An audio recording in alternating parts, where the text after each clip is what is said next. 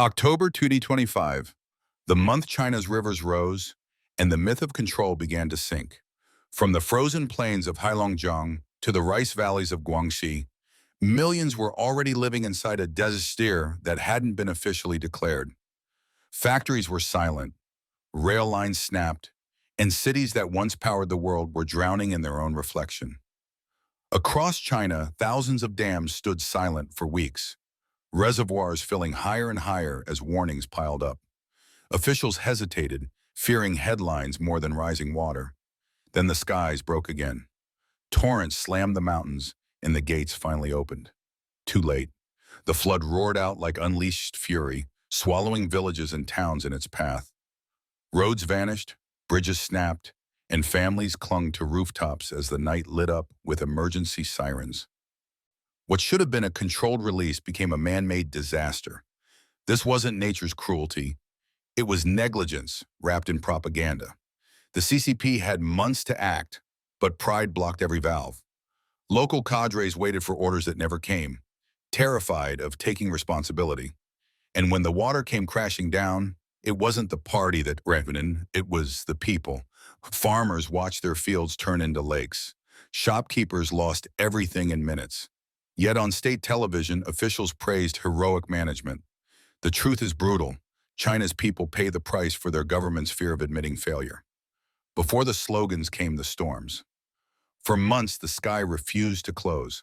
Reservoirs upstream were bursting at their seams. On state TV, officials smiled and promised orderly management. But off camera, their reports read like confessions.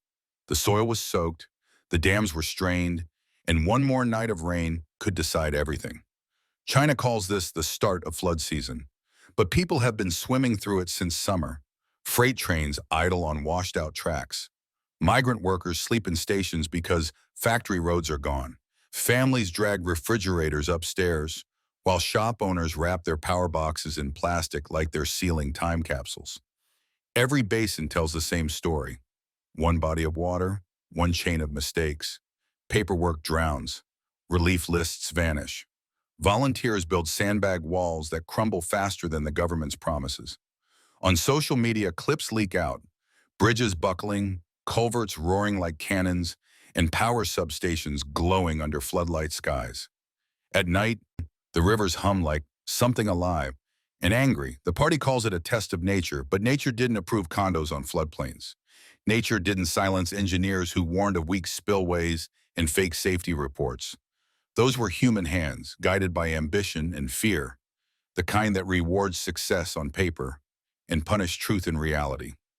And at the center of it all stands the monument to hubris, the Grand Dam. Built to symbolize control, now trembling under the weight of what it holds. When the October deluge strikes, operators face a cruel equation: open the gates and drown the cities below, or hold the line and risk the dam itself. Either way, someone pays the price. That price doesn't appear in the evening news. It arrives as text messages telling villagers to leave before midnight. It's the grandmother holding a soaked ID, begging for aid from an office that no longer exists. It's the hydrologist whispering that the margin is gone, and the journalist who can't publish his name. Because the real enemy isn't the river. It's the silence that flows above it. Official reports love numbers, safe margins, controlled discharges, record-breaking stability. But nature doesn't read press releases.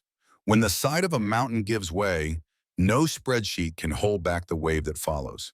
Inside those deep reservoirs, one sudden collapse can send a surge so powerful it leaps over every line engineers once drew. The people warning about this aren't doomsayers. They're historians. They've seen it before. Every time political pride replaces scientific caution, every time floodplains are paved for profit, disaster grows in silence. A wiser government would fix spillways, manage sediment, and tell the public the truth. The Chinese Communist Party rewrites the narrative instead. A dam can't be both a monument and a safety valve. The river doesn't care about symbols. It only knows gravity. Downstream towns pay for the glory built upstream, their homes turned into temporary flood storage zones. That's the official phrase. It means being told your neighborhood must drown so the headline project survives. Compensation comes late or never. Farmers lose their harvests, families lose their savings, and officials smile on TV about successful water control. It's sacrifice rebranded as pride. Those who question it, the engineers, the journalists, the residents, are told to stay silent for the sake of stability. But silence doesn't stop the rain. It only hides the cracks until they break. On social media, deleted posts tell the truth state TV won't. People wading through black water, transformers bursting, entire blocks cut off because drainage canals were never upgraded. The river doesn't forget what politics denies. Where wetlands were filled, the flood returns. Where budgets favored ceremony over safety, the water finds its own path. Real solutions don't require miracles, just honesty. Restore wetlands to soak up the overflow. Move families off the floodplains. Upgrade storm drains and publish evacuation maps before the next storm, not after. Reward officials for prevention, not photo ops. Show real-time dam data on public dashboards so every citizen knows what's coming. The problem isn't engineering, it's power. A system built on control fears transparency more than disaster. And so each October, the pattern repeats.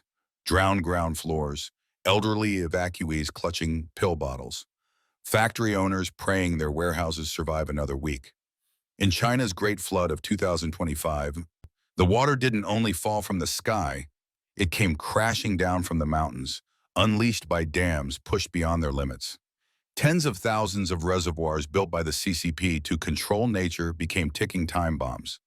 When they opened their gates, entire valleys disappeared under walls of water. Towns that once thrived along the rivers were swallowed overnight. Streets turned into rivers, and rivers turned into oceans of debris. The force was unstoppable, not because of nature's wrath, but because of man's arrogance. The same system that once claimed to tame the river has now drowned its own people in the flood it created. This was not just a natural disaster. It was the consequence of defying the laws of the earth. The CCP's obsession with control reshaped rivers, buried wetlands, and blocked the flow that once kept balance. When the rain came, there was nowhere left for the water to go. The result? Destruction beyond imagination. Villages erased, families displaced, and a silence heavier than the storm itself. To fight the sky and the land is to invite ruin.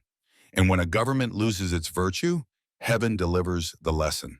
In the end, it is always the people, the innocent, who carry the weight of power's sins. China calls itself modern, but a modern nation doesn't trade lives for headlines. The river isn't an enemy, it's a reminder. Respect its boundaries, or it will redraw them itself. When the flood recedes and cameras move on, accountability must begin. Publish the data, let independent experts speak, stop silencing those who warn, and start listening before the next wall of water arrives. Because silence isn't order, it's danger wearing a uniform. And this October, nature has already filed its response.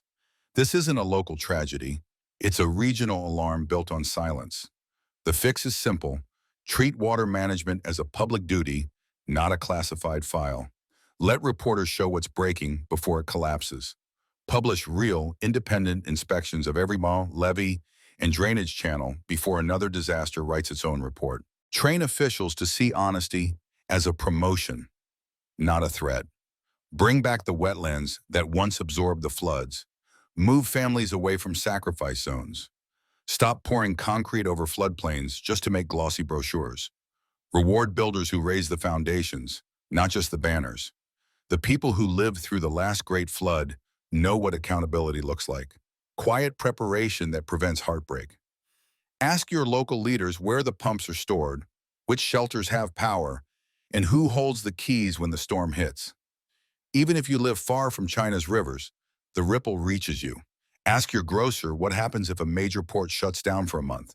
Ask your pharmacist where medicine routes run when the highways are underwater.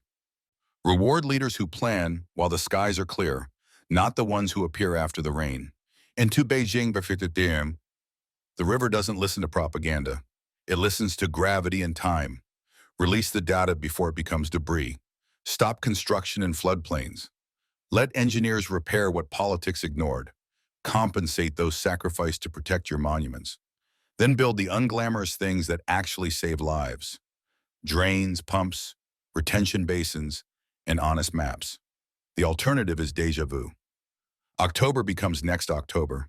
The same scenes, the same excuses, the same missing names.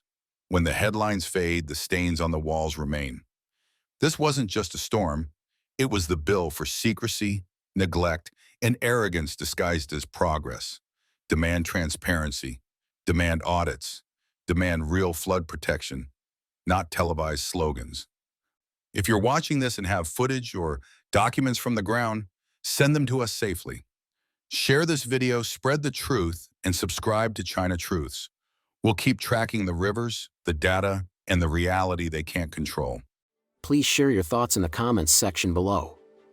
We will keep reporting on the COVID surge in China, so don't forget to subscribe to our channel and turn on the notification bell to get the latest videos. And thank you for tuning in.